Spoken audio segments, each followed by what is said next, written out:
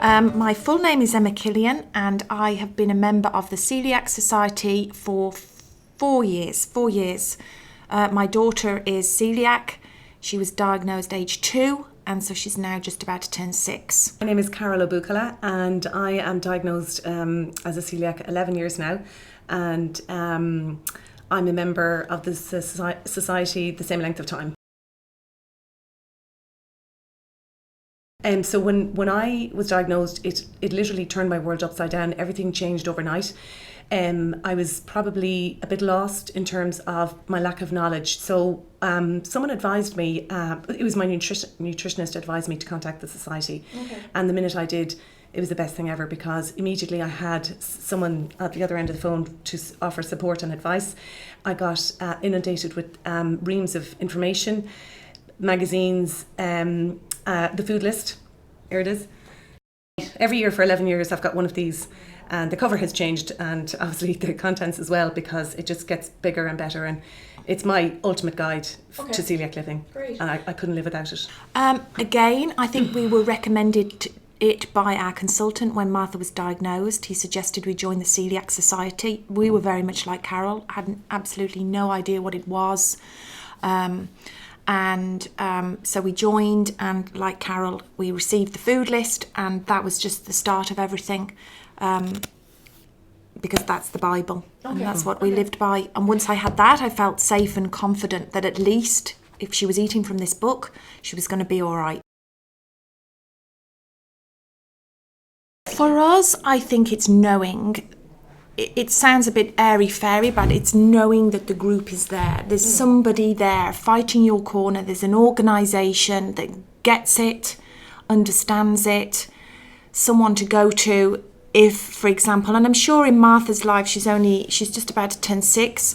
She's going to kind of experience lots of different issues with her life, but it's just going to this point of that you are there.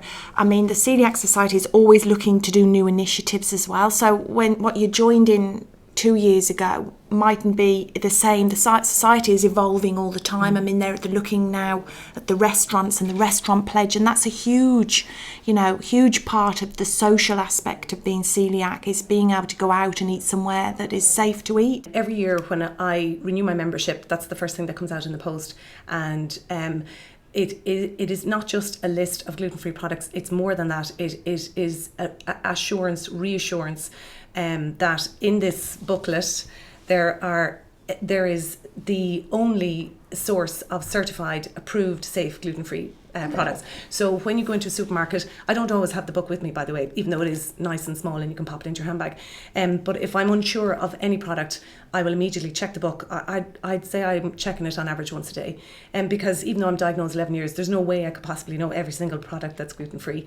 And another point worth noting as well is I think a lot of celiacs find, as I did, I'm sure myself at one point, when you're diagnosed several years, you feel like you're managing okay and you're doing okay and everything seems to be fine. Sure, why would I stick with the society?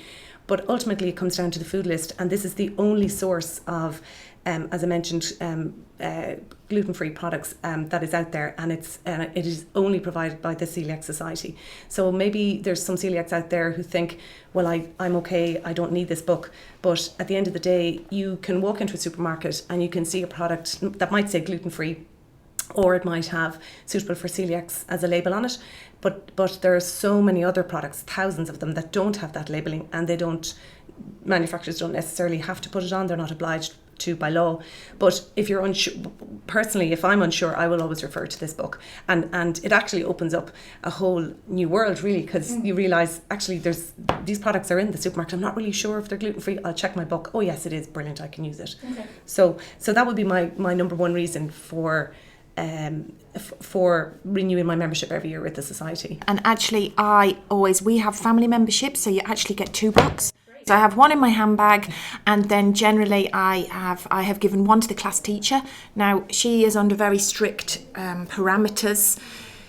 The school are very good, but it's just a good confidence for them that they do have the book. I have one in my handbag, and it's the first thing that goes on the bed when we're going anywhere, when we're going on holiday. You know, it's almost like the passport, celiac book and the passport. Because even though, you know, if you're going overseas, I still took this with us to Portugal just to give me guidance, reassurance. It mightn't be all the same products that you would buy overseas, but it does give you a good steer. And one of the great things Emma mentioned there is the society is evolving. So even though I'm with it 11 years, I've seen so many initiatives come on board, so many new things.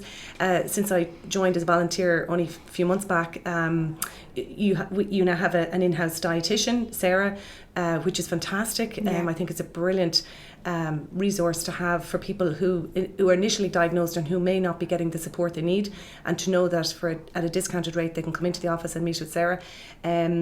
I was lucky, I suppose, when I first was diagnosed, I kind of took things into my own hands in that sense, and I went to see a dietitian myself, but not everybody is that lucky. The restaurants, eating out is a huge thing. I love eating out. I love food. I suppose when I'm part of a group, my friends will say, okay, Carol, you pick the restaurant, you make sure it's suitable for you. So I'll ring or I'll email, or actually I usually ring. And I like to actually just talk to someone, and then I'll know actually straight away that this person knows what they're talking about, or they don't, or I feel safe or I don't. And then the next step is going into the restaurant and sitting down, looking at the menu, and you'll find quite a variety of allergen labelling going on. So in some restaurants there might be none, but yet they might have dishes that are suitable. In other restaurants it could be a GF sign or a C sign, but ultimately I will always speak to the waiter, who will in turn speak to the chef. So there's a lot of that, and I'm so used to it. In the beginning I used to go, God, I can't ask them another question. But you just get over that, because you have to, because at the end of the day it's a medical condition. It's not just, and I will always say now, with the advent of the gluten-free diet as a somewhat of a fad diet in recent years, I will always first state that I'm a celiac, and the minute I say that, there is that register. Yeah, exactly. That it's not, you're not just coming in because you're just on a diet for. Okay. I personally think, because I suppose we're still new to it. I mean, we're 3 or 4 years in, but that's in a lifetime. That's still quite new to it, and I find that a lot of the symbols are a bit messy. We just learnt the other day with the cross-grain symbol that it must have a registered number around the circle. There's lots of kind of cross-grain symbol lookalikes. So if you're in a rush in a supermarket and you know it's very easy to pick something up that isn't what you think that it is. You really do have to double check that the symbol, the cross-grain symbol, is a legitimate symbol. But I would always pick something with the cross-grain symbol over something that didn't have it. Even if the two things state gluten-free, if one has the cross-grain symbol on it, I would always pick that. I think sometimes it can be a bit confusing. As Emma mentioned, I only discovered the other day the technicalities around the cross-grain symbol, and the fact that the real genuine one has to have a number underneath it. If it doesn't, it's basically fake. I actually didn't know that. I'm a celiac 11 years. But like that, the minute I see the cross-grain symbol on something, I will literally pick it up. Because you just think, oh my God, you know, what can we all eat? Because she's not alone in this. We're in a house with a toddler. So we're all in this. So what are we all going to eat? You know, out goes the bread. I had a 6-year-old son. Oh yes, Irish and bread. You know, who was into his Brennan's ham sandwich. And so, you know, and literally within a phone call, it was all gone. I literally got all my kitchen cupboards, took everything out. I bagged up all my baking stuff. So 2 boxes, took it to the neighbour. Got the disinfectant, got the hoovered all the cupboards, down to the last, got rid of all the cereal, everything. Did a really thorough job so that I could rest easy and then just started again.